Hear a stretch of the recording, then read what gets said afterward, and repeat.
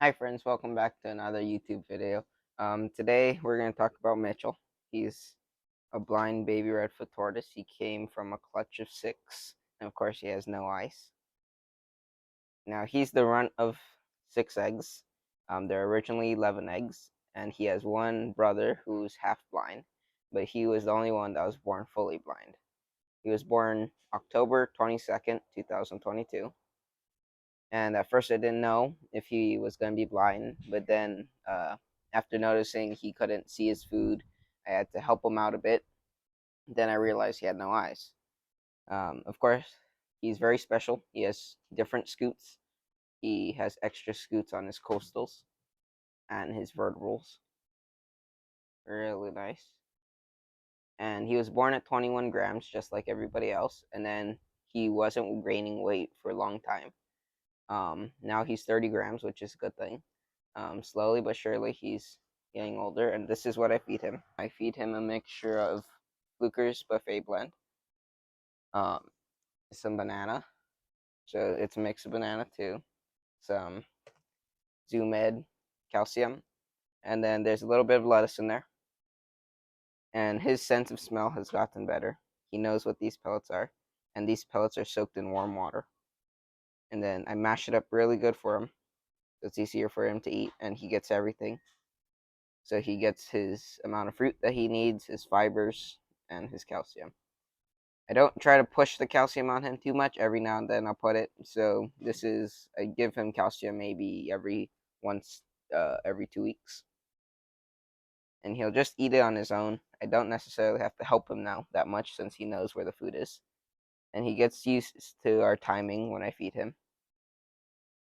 I just separate him from everybody else because this allows him to get his fair share. I feed him till he's completely full, um, just to ensure that he's always gaining weight.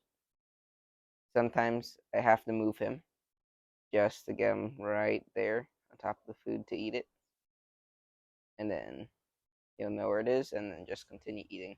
So this Fluker pellets, they have dried carrots right there. Um, I really love this mix. All the tortoises love it, the adults especially.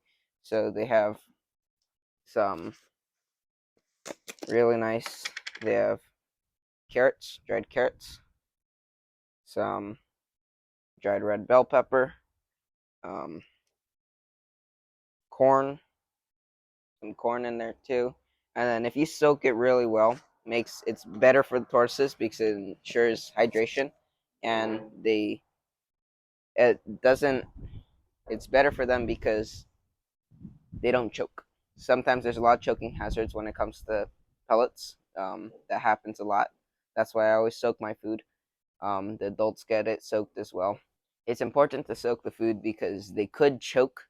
It's a choking hazard for adults mainly, or small species. If the pellets are too big, and the babies, it's harder if they accidentally get a big piece and they swallow it. They're gonna end up choking possibly, and it's hard for them to bite since they're so tiny, just like this guy. And ensures hydration.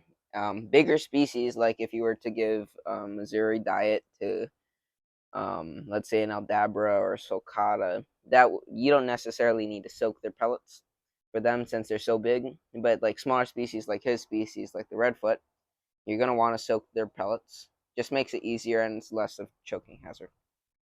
In the beginning, Mitchell, of course, struggled. He never knew what pellets were. Once he knew and he got the taste of it and knew there were food, every time he smells the pellets on my finger, he goes biting my finger, and he can find the food on his own. Sometimes I'll just leave it early in the morning, and I see him eating the food by himself because they have a really great sense of smell. You see, he's eating a carrot. Carrot's soft. And he'll just tear it up with his fingers, or his hand, I should say. Not really fingers.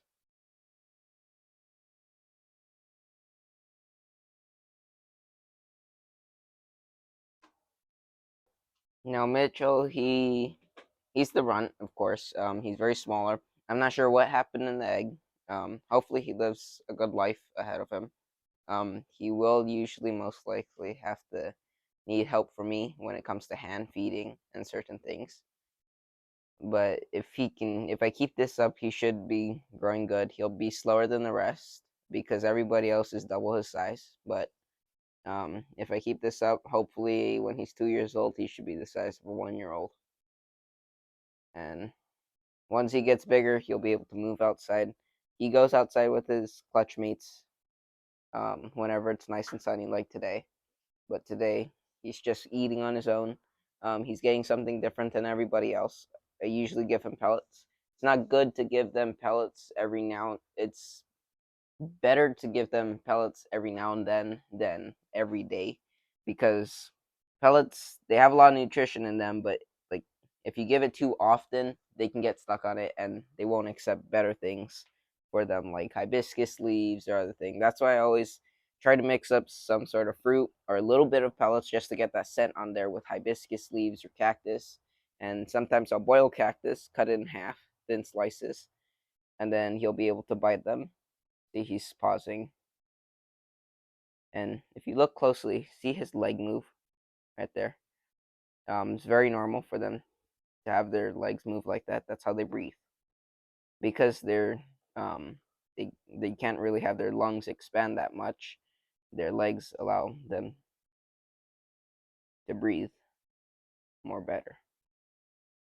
Now, usually I leave Mitchell in his own Tupperware to eat for roughly an hour, because he does take a slower time to eat. Just like now, usually the babies, his older siblings would be able to finish this in the span of maybe 10 minutes. But I'll just leave him, and he has a brother who has one eye. Let me go grab him.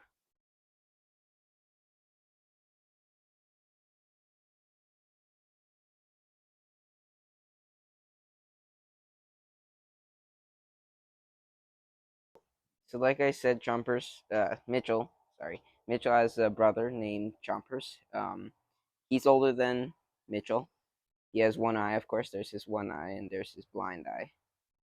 Just like Mitchell, he has different scoots. So he has 5 coastals here, 4 coastals there, and 6 vertical, and 1 split scoot. Now he eats much faster than Mitchell. He knows what the food is, since he can see he can eat lettuce better. See, I used to have to hand feed him. Now I can and just put him on the plate with everybody else, and he'll eat on his own. If it's a different type of food, I'll help him out a little bit.